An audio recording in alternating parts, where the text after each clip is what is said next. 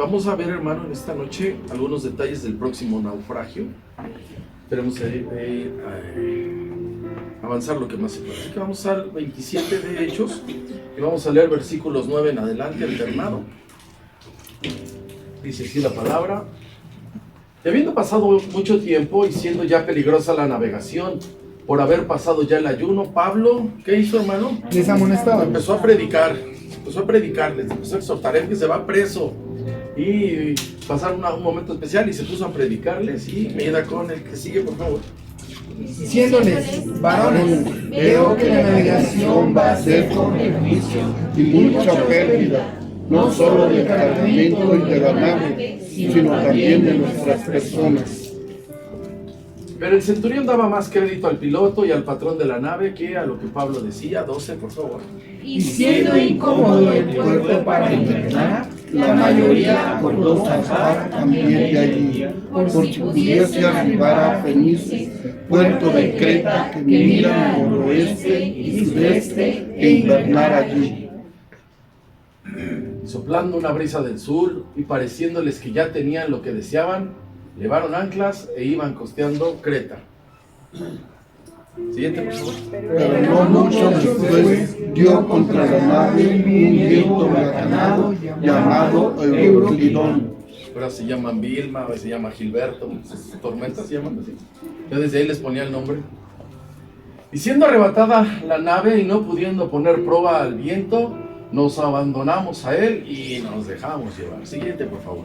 y habiendo corrido hasta dentro de una pequeña isla llamada Clauda, con dificultad pudimos recoger el esquife.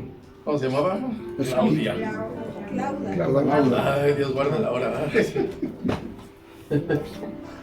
Y una vez subido a bordo, usaron de refuerzos para ceñir la nave, teniendo temor de dar en la sirte, y arriaron las velas y quedaron a la deriva. Siguiente, por favor. pero siendo combatidos por una furiosa tempestad, Al siguiente día empezaron a dejar. Y al tercer día, con nuestras propias manos, arrojamos todos los costales que venían en la nave. Siguiente, por favor. y No apareciendo ni sol ni estrellas por muchos días, y acosados por una tempestad no pequeña, ya habíamos perdido toda esperanza de salvarnos. Entonces Pablo, como hacía ya mucho tiempo que, ¿qué dice? No que no comíamos. Puesto en pie en medio de ellos, dijo: habría sido, por cierto, conveniente, oh varones, haberme oído y no zarpar de Creta, tan solo para recibir este perjuicio y pérdida. 22. Pero ahora os exhorto a tener buen ánimo, pues no habrá ninguna pérdida de vida entre vosotros, sino solamente de la nave. Porque esta noche ha estado conmigo el ángel del Dios, de quien soy y a quien sirvo. 24. diciendo: Pablo, No temas, es necesario que comparezcas ante César. Y aquí Dios te ha concedido todos los que navegan contigo. Les tenía que animar y orar por ellos. Por tanto, varones, tened buen ánimo, porque yo confío en Dios, que será así como se me ha dicho. Último 26. con todo es Es necesario que quedemos en alguna isla. Bien, vamos a ver esta noche algunos detalles que tienen que ver con tremendo naufragio. No sé si a alguien le ha tocado eso. Vamos a ver, hermano, con qué actitud y cómo se debe de enfrentar dicho evento. Porque, hermano, cuando usted se realiza un viaje, está pensando en que va a estar bien. Usted no está pensando que se va a subir un avión y que se va a subir un loco y va a sacar ahí un corta uñas y va a querer secuestrar al piloto y dice: ahora me llevas a mi pueblo, llevas a mi colonia y ahí nos estacionamos ahí en la placita que está en tal lado. Usted va a estar pensando en estar bien, en disfrutar. Siempre, hermano, que tú te subes a una nave, ya sea avión, barco, un autobús, te informan, te ponen al tanto si llegara a haber alguna eventualidad de riesgo. Subes un avión y de inmediato empiezan a decir: esta parte está aquí, si hay que salir está la ventanilla, aquí abajo, en un dado caso, caen las máscaras de oxígeno, de todos modos el avión está presurizado, o cada 3 minutos se cambia todo el oxígeno, etc. Siempre hay informes, pero, hermano, la creación cambia su estado, su funcionamiento cambia de repente. O sea, hoy no tuvimos un solazo, pero pudo haber un solado. y luego se empieza a nublar y empieza un viento. La creación es así. De hecho, cuando dan el pronóstico del tiempo, todo lo manejan en probabilidad. La probabilidad de lluvia es tal, de tal horario, lo dan así, todo depende de los vientos. Entonces ellos les vino una cuestión, hermano, bien complicada. Entonces así se llama el inicio del último viaje, segunda parte. Vamos a ver las dos. Tengo ahí un par de diapositivas y un video. A ver si está la primera del viaje que están haciendo. Son 2.400 kilómetros, aquí está. Ya salieron ahí, hermano, de Cesarea. Primero estuvo en Jerusalén, Cesarea, empieza todo el recorrido. Aquí está el asunto perfecto, de la tormenta que van a pasar. Van a llegar aquí y él tiene que llegar acá. 2.400 kilómetros. Usted podría decir, un avión de aquí a Tijuana son 3 horas. ¿Cuánto es el avión allá, Kike? 1:50. 1 hora 50 minutos. El hermano viene de Cuba. Directamente. Viene de Cuba, chico. ¿La pegan de cubanos o de tabasqueños? De los dos. Bien, aquí está, hermano, el recorrido. Y van a pasar, hermano, tremendo naufragio. Vamos al video del barquito, ¿lo siguió? Ellos más o menos están en una embarcación como de ese tamaño. Según esta es una imagen de una embarcación del primer siglo. No estaban motorizados y lo que ocupaban para moverse era el viento.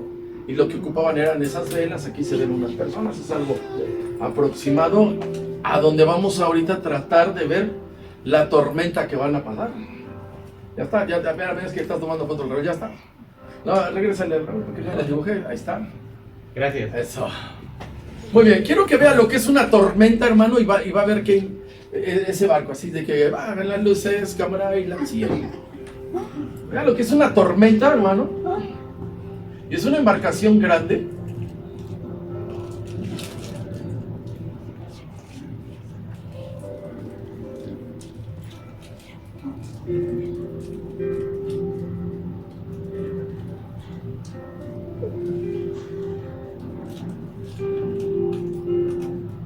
Va a ver hasta dónde se salpica el agua. Mire, esas son las de allá del fondo.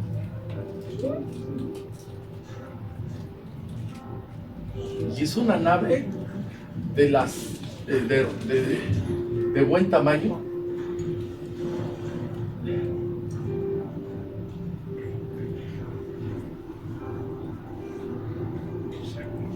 Mire cómo se carga de agua.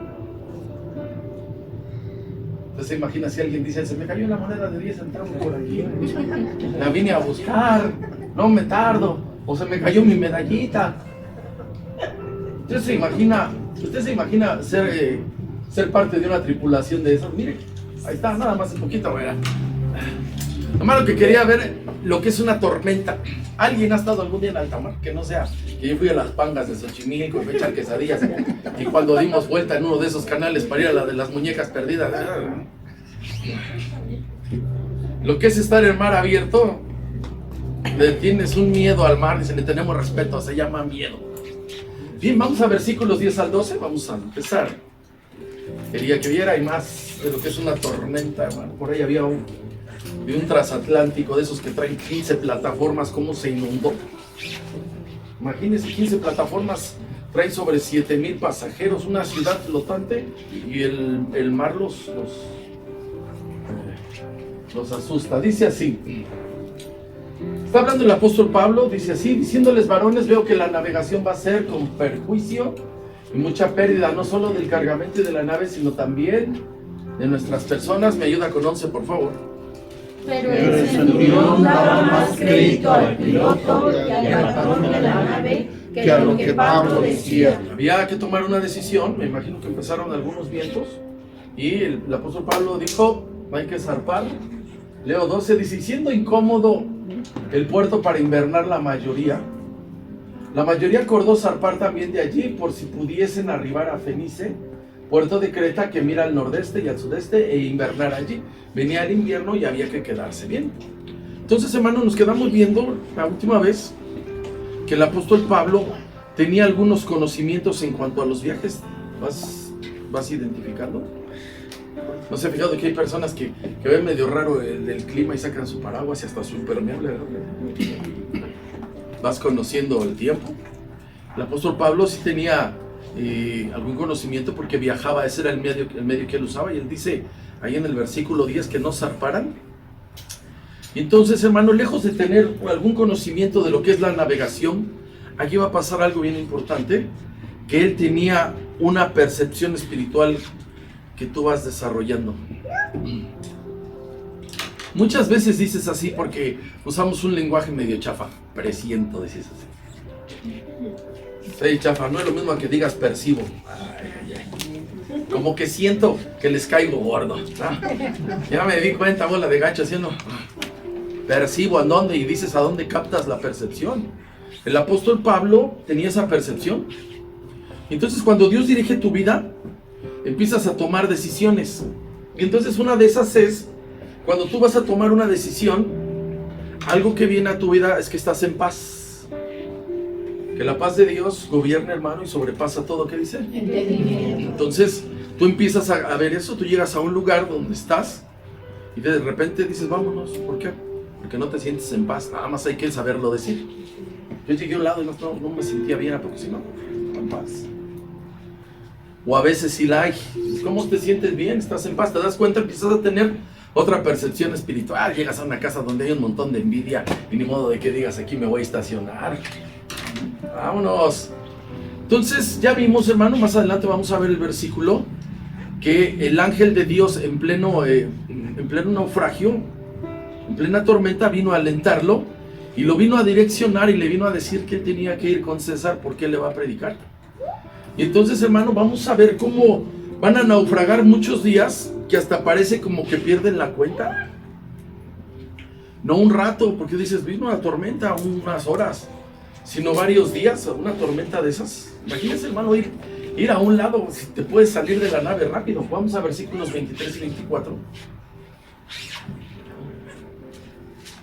Dice, porque esta noche, vea, hermano, vean lo que está en una percepción espiritual. Dice, esta noche ha estado conmigo, ¿quién? El ángel de Dios, ¿de quién soy? Siervo. Y a quién sirvo. Le digo que hay un desarrollo de la vida espiritual. Lea 24, por favor. Diciendo, vamos, no temas, es necesario que comparezcas ante César. Y he aquí, Dios te ha concedido todos los que navegan contigo. Van a salir de aquí y aparte te dejo a todos estos para que cuides de ellos. ¿De qué manera, hermano? Era con buenas palabras, orando por ellos. Entonces, hermano, este carguero que está aquí manejaba tanto, era de pasajeros como era de mercancías, pero lo que más se ve es que traía trigo. Entonces, hermano, posiblemente el propietario se aventó las dos cosas. O sea, dijo, me llevo las 276 personas y 30 toneladas de trigo. Negocios son negocios, no vaya a decir amén. No, pues no pasa ahora cuántas personas que están en provincia que dicen voy para la capital y ponen una aplicación donde alguien que vaya allá a la capital le sale la mitad del pasaje. Business son business, ¿sí o no? A nadie le gusta traer dinero en la bolsa, no les creo. Entonces aquí está. Entonces, así está, están trayendo una embarcación no pequeña con muchas personas, con mucha mercancía. Ya vimos que el centurión se llamaba Julio y posiblemente él era el oficial con mayor responsabilidad a bordo, porque usted debe saber que el capitán de una embarcación, llámese avión, llámese nave, tiene una gran responsabilidad. Puede pasar que en un avión una persona se infarte, o sea, para volar te piden un montón de cosas, ¿eh? Tú dices, no, me voy a llevar mi shampoo así, sáquese. Menos de 100 mililitros porque te sacan las cosas. ¿Y qué productos lleva usted en esa bolsa? Diga lo que lleva. No puede llevar nada explosivo porque con la presión atmosférica a esa cuestión, entonces el capitán lleva una gran responsabilidad. Se le puede incendiar el avión, le puede haber un atentado, se puede morir alguien o regresar alguna cuestión. Entonces llevaban aquí un oficial. Entonces alguien debe de hacerse responsable de la nave. Y quien tenía la última palabra para tomar decisiones era ese oficial, porque él tenía el gran compromiso de llevar a varios presos a Roma capital. No era fácil decir llevo aquí a unas lacras, que llevo aquí a la Tuta, al Mencho, a los Mayos, a todas estas lacras, y ya ve que son finísimas personas. O sea, había que haber Alguien con autoridad. Vamos al versículo 11. Dice, pero el centurión, o sea, ya para tomar la decisión, cuando estaban hablando, daba más crédito ¿a quién? Al piloto, o sea, al que iba a tripular la nave. ¿Y a quién? El patrón decía, traigo aquí el business. Que a lo que decía Pablo. Pablo les decía que no zarpen y el piloto dijo que sí y el patrón que dijo que sí. Me urge de regreso porque tengo otro viaje de haber pensado. Entonces, hermano, no le hacen caso aquí al apóstol Pablo que no zarparan. Él les dijo que se detuvieran porque tenía esa percepción, vuelvo a decir. Ya cuando tú usas lo espiritual, seguramente no había paz. Entonces le hicieron más caso tanto al oficial, al piloto y al patrón de la nave. Entonces el apóstol Pablo aquí no era más que un preso, y de alguna manera lo debieron de haber subestimado. Sí pudo expresar su opinión, pero no fue escuchado. Él decía que cayeran en ese puerto, que se llamaba así, Buenos Puertos. No era una ciudad grande, pero podían pasar el invierno para no tener esos vientos. Entonces el centurión, aunque se ve buena persona, desestima el consejo de Pablo, se pone de acuerdo con el piloto, con el dueño de la nave. Se fueron por la experiencia del piloto. Vamos al versículo 11. Cosa que podría ser normal. Pero el centurión, ¿verdad? Ya para tomar la decisión decimos, ¿salimos o no? ¿Daba más crédito a quién? Al piloto, porque si se sentía el capitán 1000 horas y decía, el dueño de la nave, no, ¿qué va a saber este viejo barbón, sí o no? ¿Qué va a saber? Entonces él decía, vamos a este puerto, hay una percepción espiritual, vamos a quedarnos aquí. Así que comenzó a soplar un viento inesperado del sur, y parecía, hermano, que como ellos usaban las velas para moverse, pensaban que eso iba a confirmar el plan. O sea que ese viento fue con lo que empezaron a guiarse. El apóstol Pablo seguía de una forma, el piloto dijo, no, es que sí está tirando el viento, y calculan los nudos, y empieza la experiencia, y ni modo a pasar esto. Y le decía yo, hermano, la última vez que no sé qué requisitos había para ser piloto de nave. No sé si tenía que conocer algo del clima o ser adivino, decir, no, yo creo que sí. Echar aquí los caracteres. Versículos 13 al 16, dice así, ¿no? Aquí esto fue con lo que ellos se dejaron guiar. Dice, y soplando una brisa del sur, pareciéndoles que ya tenían lo que deseaban. Con esa brisita llegamos, ¿sí o no? Es como cuando traes poca gasolina, ¿sí o no? Menos de un cuarto y te echas el Viva México, así se llama, ¿eh? Cuando dices, no trae gas, nos echamos el Viva México. Amén, chelo. Se echaron su viva a Israel y mire, lavaron anclas y empezaron a costear hacia Creta. 14, por favor. Pero no mucho después dio contra la nave un viento huracanado llamado Euroclidón. Cambió el clima de repente. Dice el 15, y siendo arrebatada la nave y no pudiendo poner proa al viento, nos abandonamos a él. ¿Y qué dice? Nos dejamos llevar. 16, por favor. Y habiendo corrido hasta dentro de una pequeña isla llamada Clauda, con dificultad pudimos recoger el esquife. Ese esquife es un bote salvavidas. Ya sabe, cuando usted se mete en una buena embarcación hay botes salvavidas, por lo que pasa, nunca vio el Titanic, ¿verdad? Ese esquife era un pequeño bote que a veces ocupaban para moverse. Pues ese se les cayó. Dice, con dificultad pudimos recoger el cual, dice, la lancha salvavidas. Ya les enseñé más o menos una tormenta. Entonces, hermano, pronto les saltó del viento del nordeste tremenda tempestad, tremenda tormenta, y el peligro fue que no podían controlar la nave. Ya, algo imposible. Si alguien se ha quedado con frenos, ¿podrá entenderlo? ¿Con frenos? Sí. Entonces tenían miedo de que cayeran a una zona de arrecifes que se llama el Sirte, las arenas del Sirte, y esos arrecifes eran el cementerio de muchos barcos. Usted sabe que un barco de cierta dimensión debe de saber a dónde está, iba a decir pisando, pero es agua, en dónde está, porque si no se atascan. Entonces, ahora uno entiende por qué en Apocalipsis dice que el mar entregó los muertos. Porque el mar es completamente peligroso. Por eso ahora entendemos que en el mar hay, no voy a decir en el mar la vida es más sabrosa. En el mar hay cantidad de tesoros. Y dicen los que saben, ¿verdad? Que solamente un poco porcentaje está explorado. Muchos metros a cierta distancia ya no hay luz. Entonces igual, usted sabe que cuando vinieron los españoles acá, se llevaban los barcos y se hundían de todo lo que se robaban los ingleses. Más accidentes y todo. Entonces el mar, hermano, es una dimensión bien grande, dicen los geógrafos, que del globo terráqueo 30% es tierra y 70 agua. O sea, nomás échenle dónde estaban. Sin brújulas, sin nada. Por eso les decía que para ser piloto de nave había que ser adivino. Entonces, hermano, se ve aquí, por lo que venimos leyendo, que no se esperaban esas tormentas. Antes dice que no estaban los huracanes que últimamente han golpeado a las naciones, porque con el calentamiento global es como se forman esos huracanes. Choca el aire caliente con el frío y se forman los huracanes. Para dar una explicación de esa científica también.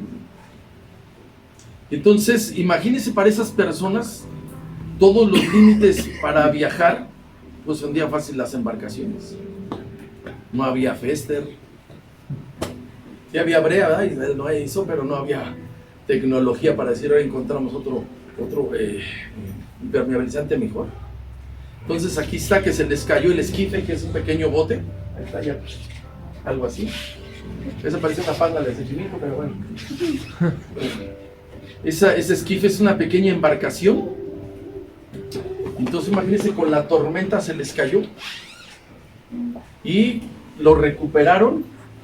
Así que así está el asunto. Versículos 17 al 20. Parece ser que hoy sí se va a ir temprano. Dice, y una vez subido a bordo el barquito que se les cayó, usaron de refuerzos para ceñir la nave. Seguro que sacaron el cola loca, ¿sí o no? Seguramente sacaron algunas cuerdas, y teniendo temor de dar en la arena, de dar en el silte, que es aquí le digo, esos arrecifes, arriaron las velas y se quedaron como 18, lea por favor. Pero siendo combatidos por una furiosa tempestad, al siguiente día empezaron a sacar y aventar cosas. Leo el 19. Y al tercer día, con nuestras propias manos, ¿qué hicieron? arrojamos Toda la carga, con los costales, todos los costales, órale para afuera. Y 20, por favor. no apareciendo ni sol ni estrellas por muchos días, y acosados por una tempestad no pequeña, ya habíamos perdido toda esperanza de salvarnos. ¿Se imagina, hermano, un viaje como ahorita lo que pasó en Teotihuacán? Que es a serio, que tú dices, queríamos ver allá y traer una pirámide, ¿no? Colgada ahí en el pescuezo. Me dice un viaje que era de placer. ¿Cómo va? Bueno, pues iban a Roma a ser detenidos. Entonces tenían esa cuestión. Vea cómo se inunda de agua en un segundo. ¿Cuánta agua cae? Tenían miedo de que se estrellara el barco. Eran de madera. Si así, siendo de esas placas tan grandes como está el Titanic, que bueno que nunca la vio, ¿qué hicieron? Empezaron a tirar por la borda todo lo que era prescindible para aligerar la nave. O sea que todas las mercancías se fueron al mar.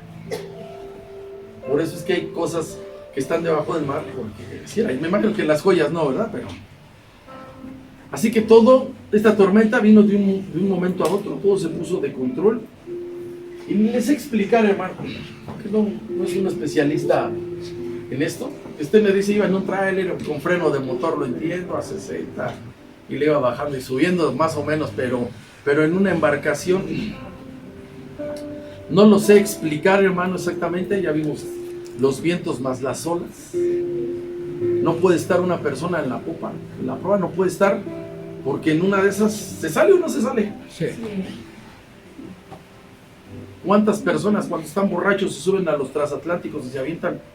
Se mueren, aunque sepan nadar. Del puro impacto se mueren, o los succionan el barco. Están una cuestión fuera de control. Y entonces, hermano, hoy con la tecnología pues ya es mejor, pero en ese tiempo no. ¿Cómo se veía en ese pequeño video que vimos de 1 minuto? ¿Cómo se veía esa embarcación carguera? ¿Cómo se veía tan fuerte? ¿Cómo se veía frente al mar? Impresionante. Ahora ese barco no era tan pequeño, ahorita más o menos le voy a dar las dimensiones. Pero cuando usted ve unos videos de los transatlánticos, esos que traen muchas plataformas, ya estando en una cuestión de lo que le llaman mar abierto, parecen lanchas. El mar se alebresta, hermano, y se pone en serio el asunto. Dice aquí, hermano, que no podían ver, ahí está, este versículo 20, léalo por favor. Y no apareciendo ni sol ni estrellas por muchos días, y acosados por una tempestad no pequeña, ya habíamos perdido toda esperanza de salvarnos. ¿Qué necesitas tú, hermano, para llegar hasta estas últimas palabras? ¿Qué necesitas? ¿Qué necesitas pasar cuando dices, no, pues le dieron 14 balazos? ¿Y crees que la libren? Pues llega un momento en que dices, pues no creo. Se toma el agua y se le sale todo. Perdieron toda esperanza. Y tenían un miedo, hermano, que no lo puede uno explicar porque nunca ha estado uno ahí. Tenían miedo tanto de las marejadas, de las olas, del movimiento, o de caer en esos arrecifes del Sirte, o quedar atascados en alta mar. Todos los pensamientos que vienen cuando estás en una eventualidad de esas.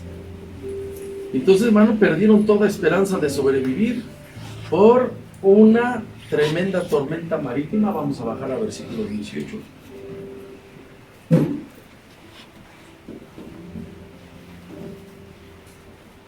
Pero siendo combatidos por una furiosa tempestad, al siguiente día empezamos a tirar cosas. 19, por favor.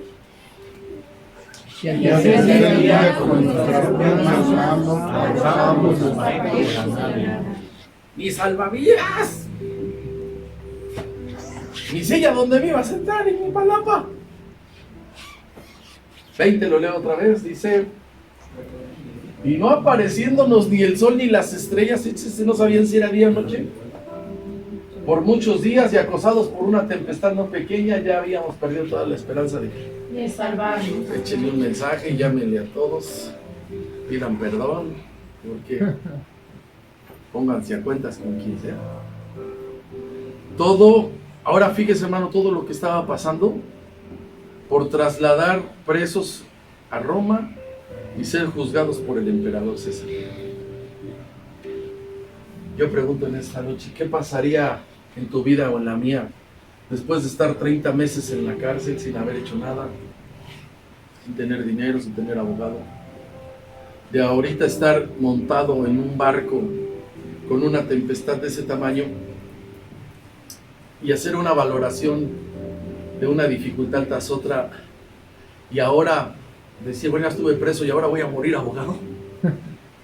No me digas que no te vienen pensamientos. Y ya él que estaba soltero a lo mejor pensaba, y me voy a morir sin haber conocido mi media naranja. Porque ya cuando la conociste dices, bueno, ya esta tipa salió bien beneficiada, amén, tío, ¿no? Ahora nadie quiere arriesgarse para que les den de tragar. Mire todo lo que pudieron haber estado pensando él o todos los demás.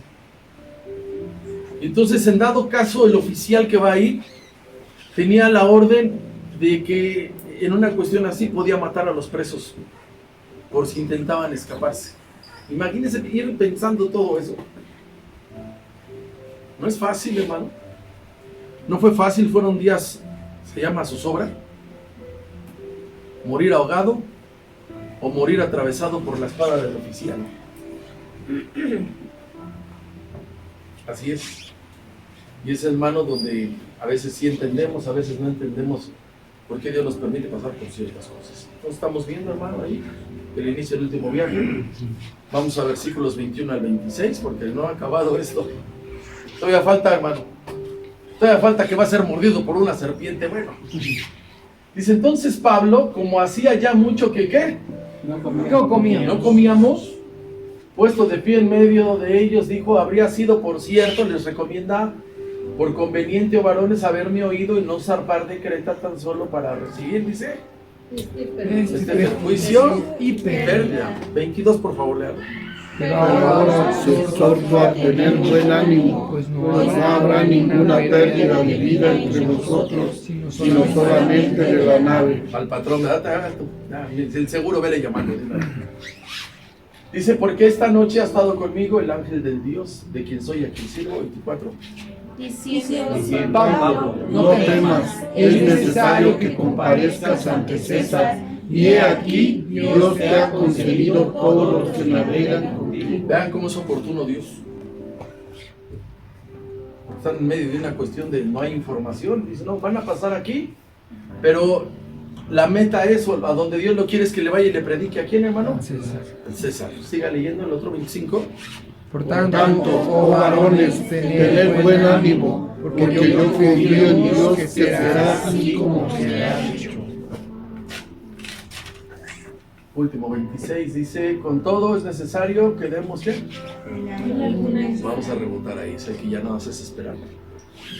Ya vimos, hermano, que de un inicio el apóstol Pablo les dijo que el viaje fuera suspendido, y vuelvo a regresar ahí, hermano, porque usó la percepción espiritual. Así que esta es una habilidad, hermano, que todos podemos aprender. ¿Me estoy dando a entender, hermano? No había brújulas. Ahorita está bien fácil. Ahorita usted dice, seguirá lloviendo, le pone ahí al Google, ¿sí o no? Tiempo y le ponen el aproximado. Dice, ¿va a seguir lloviendo o no?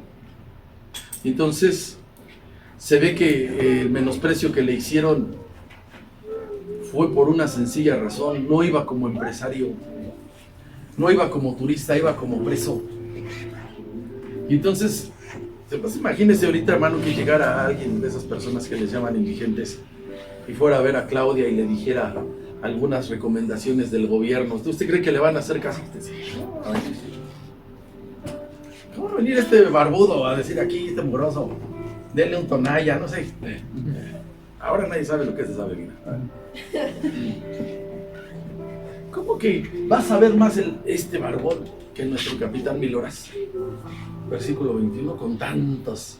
Porque los pilotos ya saben que los tienen el nivel por las horas de vuelo. Pues arriba de 1000 horas ya son fregones, estamos ahí. Dice, entonces Pablo, como hacía ya mucho que no comíamos, puesto en pie, ¿verdad? ¿Ya? Como dice, hermano, reafirma que Dios está con él. Dice, puesto en pie en medio de ellos, dijo, habría sido, por cierto, conveniente, varones. ¿Qué dice? No zarpar de Creta y no venir a acabar aquí. No tener ese perjuicio. Tenía días y horas y días diciéndoles que no salieran porque hay una percepción que no era un buen momento, sin tener brújula, sin nada, hermano. Vamos a regresar a versículo 9. Aquí estaba todo hubiera cambiado.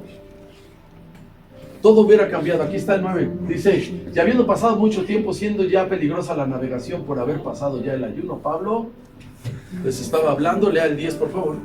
Diciéndoles, varones, veo que la navegación va a ser con perjuicio y mucha pérdida, no solo del cargamento y de la nave, sino también de nuestras personas. Podemos morir. Sigo leyendo 11. Pero el centurión daba más crédito al piloto, al patrón de la nave, que a lo que Pablo decía. Último 12.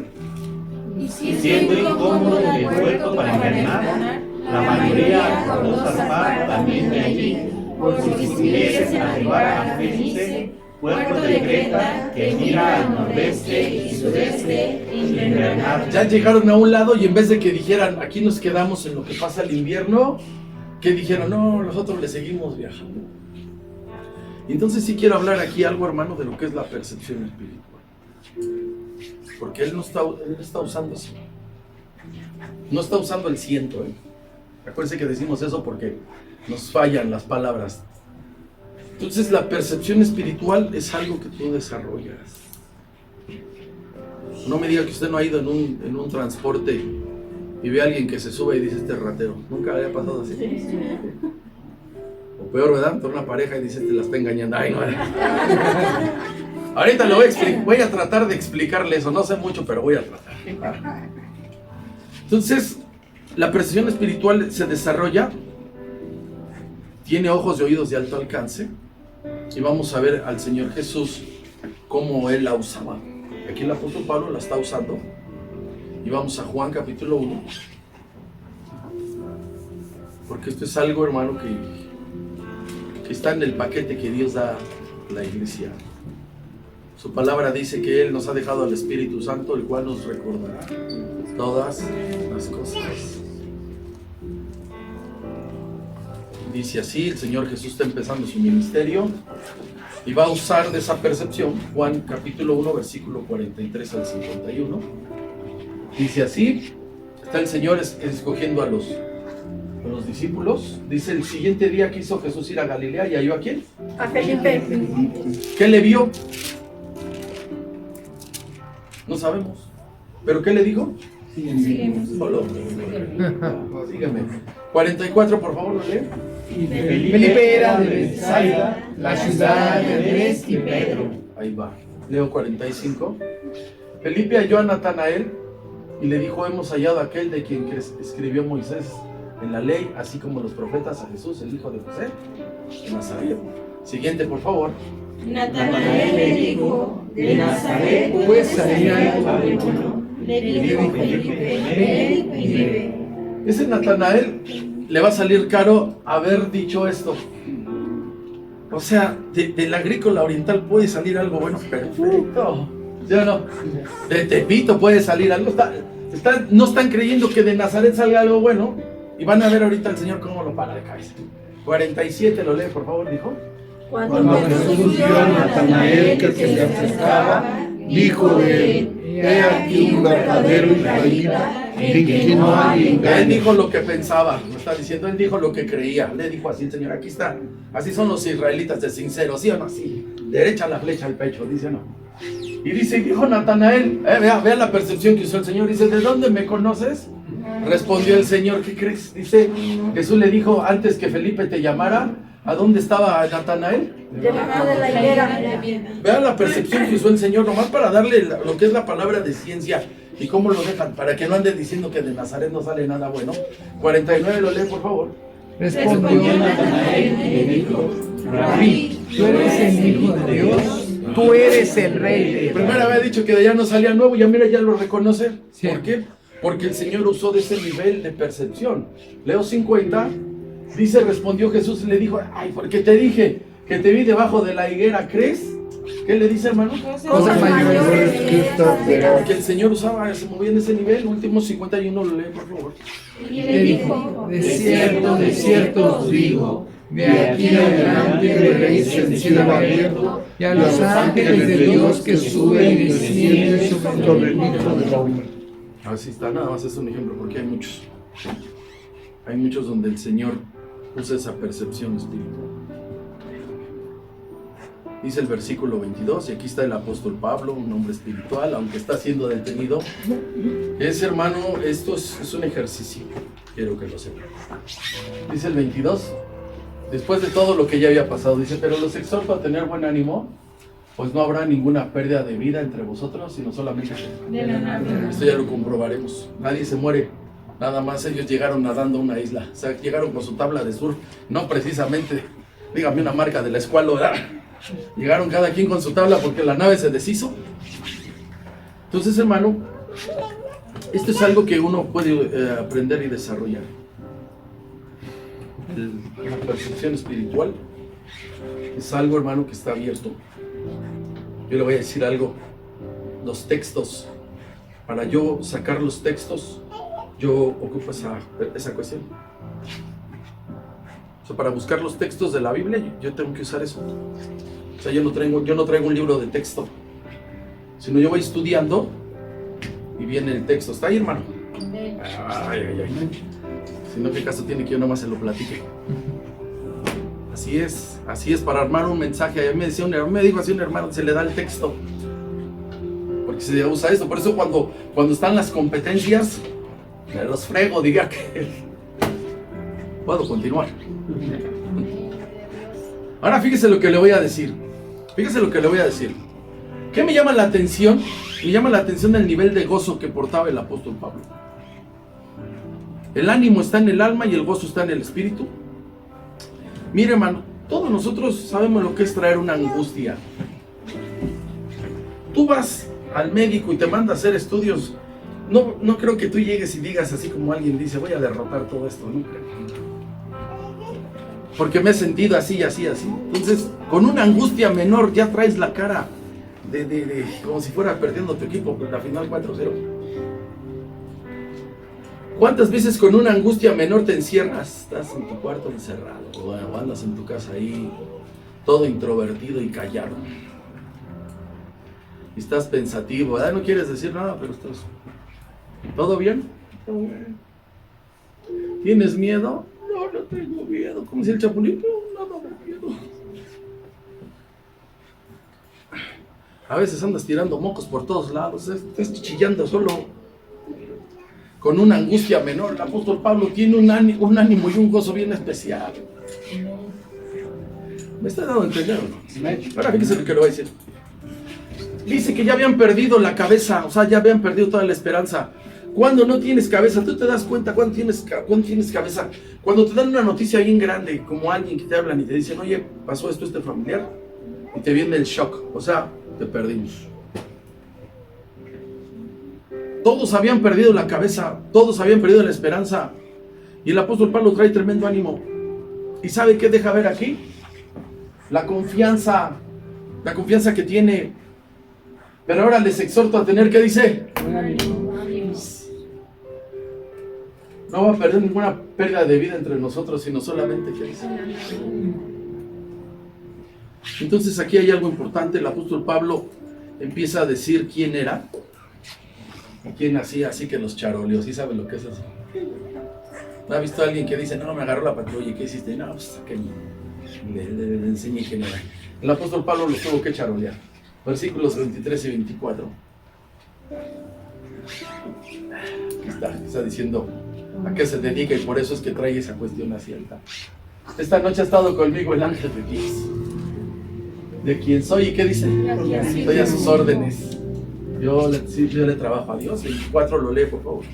Diciendo, Pablo, no temas, es necesario que comparezcas ante César, y he aquí, Dios te ha concedido todos los que navegan contigo.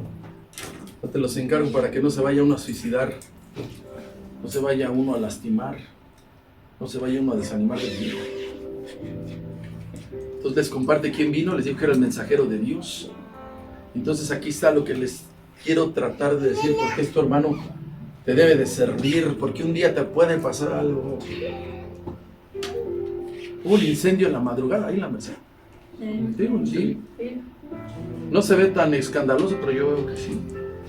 No se ve. Estamos exentos de eso, hermano. Vivimos, yo en una unidad de habitación ahí. Una fuga de gas, ¿puede haber una explosión? Sí. Terremoto puede haber. Sí. Entonces, un día, eso, hermano, a nosotros nos puede pasar.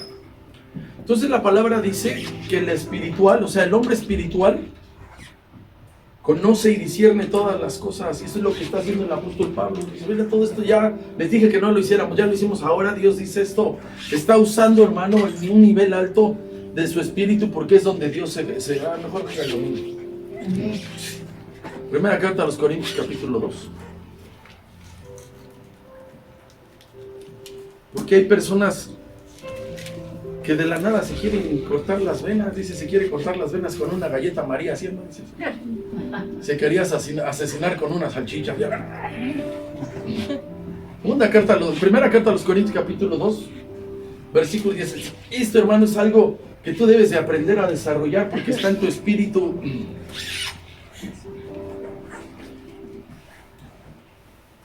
Dice así, versículo 10. Ahí está hablando, hermano, de las cosas que el mundo no entiende, no sabe. Dice, pero Dios nos las reveló a nosotros. ¿Por quién? El Espíritu. Dios nos revela las cosas. ¿Y qué ocupa el Señor? Su Espíritu, el de él. Está con mayúscula. Porque el Espíritu todo lo escudriña. O sea, el Espíritu de Dios conoce todo lo profundo de Dios. O sea, si alguien dice el Espíritu Santo está desde la creación, ¿sí o no? Sí. Y ahora nos conoce a todos. Entonces Dios lo que ocupa es su Espíritu, el que se debe conectar al nuestro. Dice, pero Dios nos las revela a nosotros por el Espíritu, porque el Espíritu lo revela dice todo, ¿qué dice? Lo escudriña ya Aún. lo profundo de Dios. Lea el 11, por favor. Porque ¿quién de los hombres sabe las cosas del hombre, sino el espíritu del hombre que está en él? Así tampoco nadie conoce las cosas de Dios, sino el espíritu de Dios. Ojo, tú a veces tu alma no sabes lo que tienes, tú no lo ubicas. A veces en tu alma tú no ubicas qué tienes. Y dice aquí, ¿qué? Dice, ¿quién de los hombres conoce? ¿Quién de los hombres sabe las cosas del hombre? Lo que te pasa, sino ¿quién? el espíritu O sea, el espíritu, hermano, te escanea y te dice, aquí está el problema. Porque tú dices, ya fui aquí, ya fui allá y no le pega. Vas con el psicólogo y le dejas tus 700 varos. En vez de que vengan a un culto y van, ay, que me sientas. Ay, mi abuelita. Espíritu del hombre, hermano, es el que es el mero escáner. Lea el 12, es lo que él está ocupando en esa situación. Dice el 12, dice, nosotros no hemos recibido, y está aquí otra vez el espíritu de quién. Nosotros ya no pensamos lo que sucede en el mundo, sino el espíritu que proviene de Dios para que sepamos qué. Lo que Dios nos ha concedido. Él capta, hermano, toda la cuestión. Dice, Dios ya me concedió todo esto. Él lo capta en el espíritu y los tiene que animar. Siguiente, por favor. El cual también hablamos con palabras enseñadas por sabiduría humana. No con palabras enseñadas por sabiduría humana, sino las que enseña ¿quién? El espíritu. O sea, hay cosas, hermano, yo le puedo decir, usted a lo mejor fue a la universidad y se hizo sus posgrados. Lo que yo le enseño no se lo enseñan allá. Estas palabras, hermano, vienen por medio del Espíritu Santo. ¿Está ahí, hermano? Te va a la escuela y le enseñan ahí etimología esto, o le enseñan aquí, quisiera yo poner satanismo 1, 2 y 3, ¿no ves? Pero, claro, siempre les enseñan lo que nadie les enseña. Lo que enseña el Espíritu, cuando tenemos una situación así, el Espíritu de Dios hace algo en nuestra vida, acomodando, ¿qué dice? Por eso cuando tienes tu vida toda desordenada, que ni tú mismo te conoces, ni tú mismo sabes todo lo que te pasa, hermano, cuando tú ya conoces esto, el Espíritu Santo acomoda aquí, te va acomodando el asunto. No me diga que en su casa no tiene una cajonera, ¿sí o no? Hasta de tener la caja donde están todas las porquerías de ahí, como los ternos de relojes, extensibles, cargadores, ya no. Nada más yo tengo una caja de esas. El Espíritu Santo acomoda lo espiritual a lo espiritual. Por eso cuando tú llegas a veces y tienes un enfermo, tú captas y dices, este sí se levanta y este no se levanta, y sales de ahí y dices, no, ¿qué parte se va a ir? ¿Quién te lo dijo? El doctor todavía ni lo sabe, tú ya lo captaste. ¿Está ahí? Sí, amén. Ya, y vénganse los lunes. Dice el 14. Pero el hombre natural, ¿qué dice? No percibe las cosas que son del Espíritu. Por eso los otros no le hicieron caso cuando le dijeron no hay que salir. Porque tienes una percepción. Porque para él, ¿qué dice? Viene un viejito barbudo, bien mugroso, a decirnos que no saliéramos. Y no las puede entender porque se han de discernir. ¿Cómo dice ahí? Espiritualmente. ¿Cómo lo captaste? Lo capta tu espíritu. 15, por favor, léalo. En cambio, El espiritual juzga todas las cosas, pero él no es juzgado de Él nadie. ya se dio cuenta de todo el panorama. A veces uno ve así, mire. Nadie se ofenda, ¿eh? De repente hay una muchacha y esa muchacha está con uno del mundo. Los radiografías. Este cuate se la va a llevar. Ya no. O al revés. Aquí teníamos un muchacho, conoció la palabra, se quiso bautizar y aquí vino la esposa a hacerle un desorden, hermano, en plenos bautizos.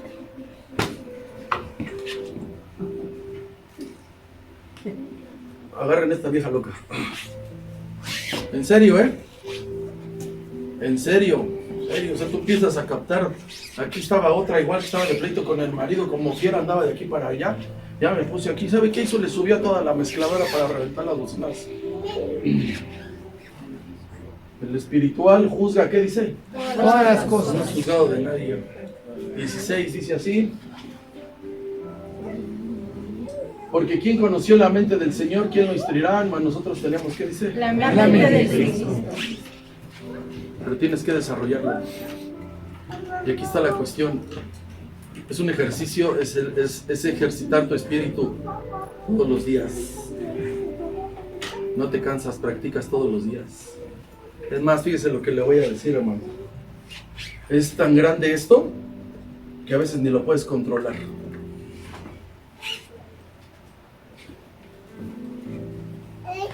O sea que radiografías a la gente.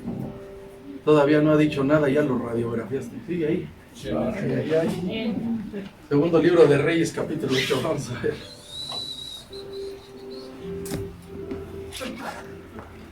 Que uno dice, ¿de dónde sacó información del apóstol Pablo? Ya traía datos él en su teléfono.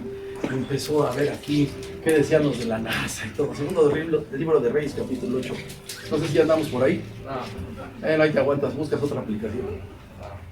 Sí, no, porque también me voy a meter en otra bronca y no quiero decir que me vale gorro.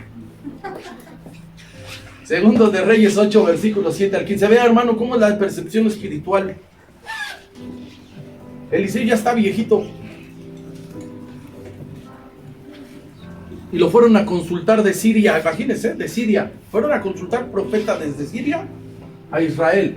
Dice el 7, dice Eliseo se fue luego a Damasco y Ben-Hadad, rey de Siria, estaba ¿cómo? Enfermo. Él estaba en Israel y el rey estaba enfermo. ¿En dónde? En Siria. Y al cual dieron aviso diciendo, vean a ver al varón de Dios. Fue a Siria, lea ahí el 8 por favor.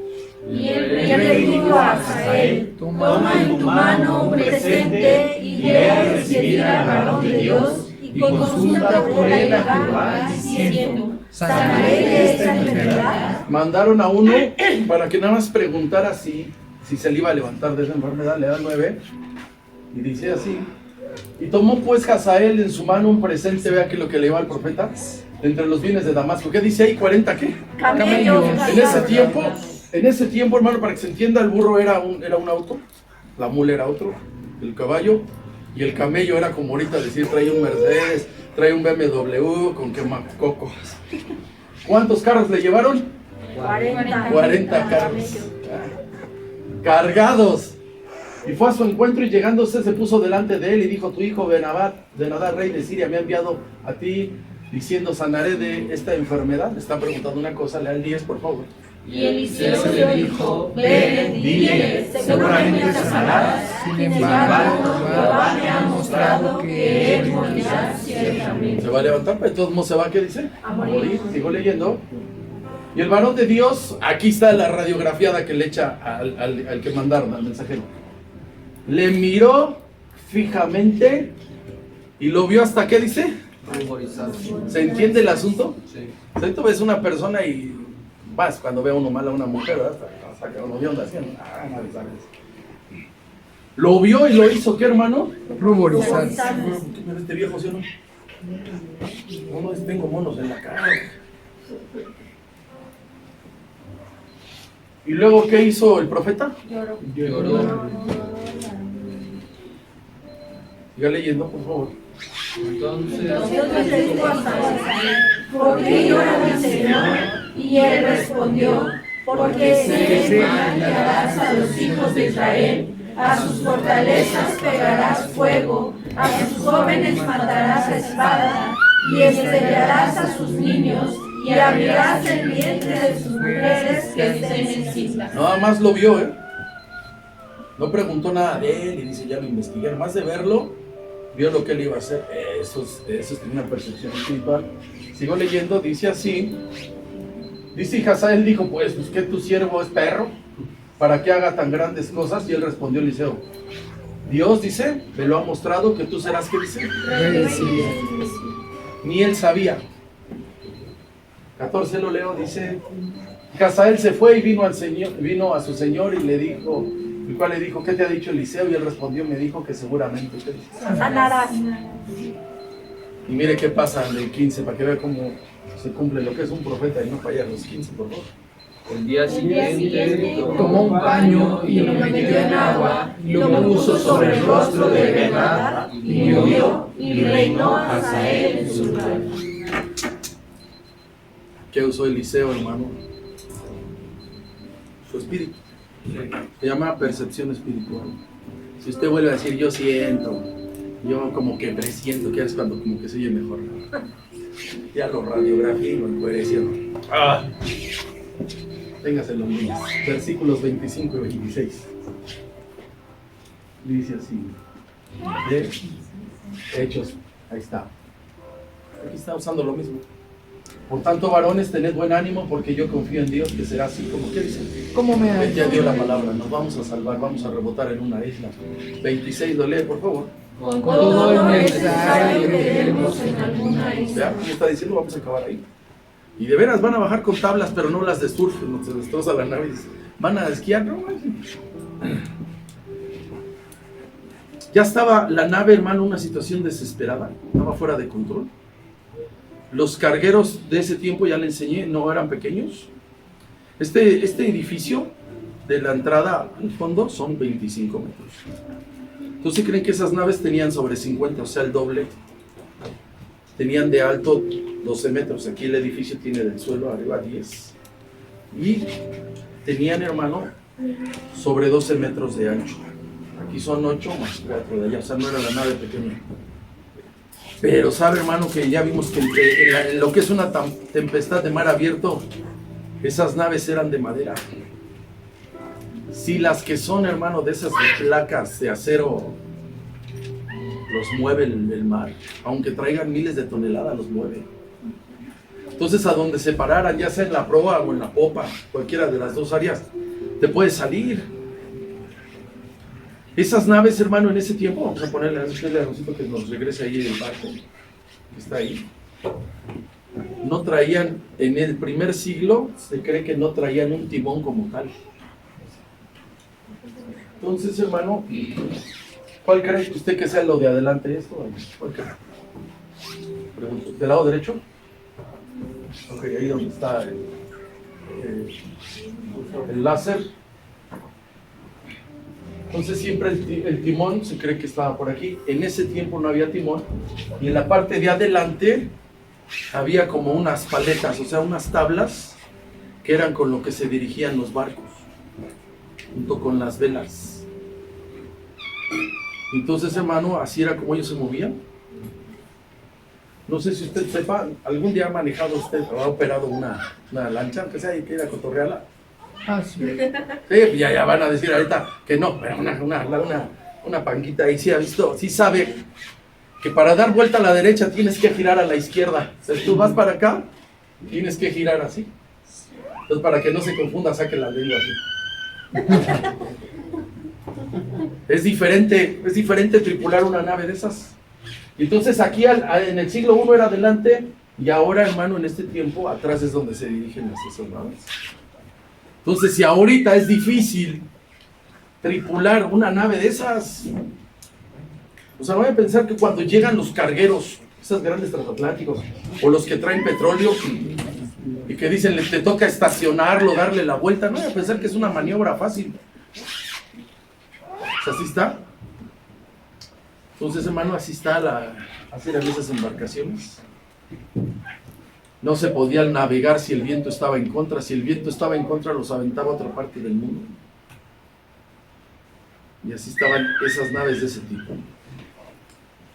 Entonces, hermano, por eso se ve, versículos 17 al 19, tuvieron que reforzarlo con cuerdas. Vamos allá, versículos 17 al 19.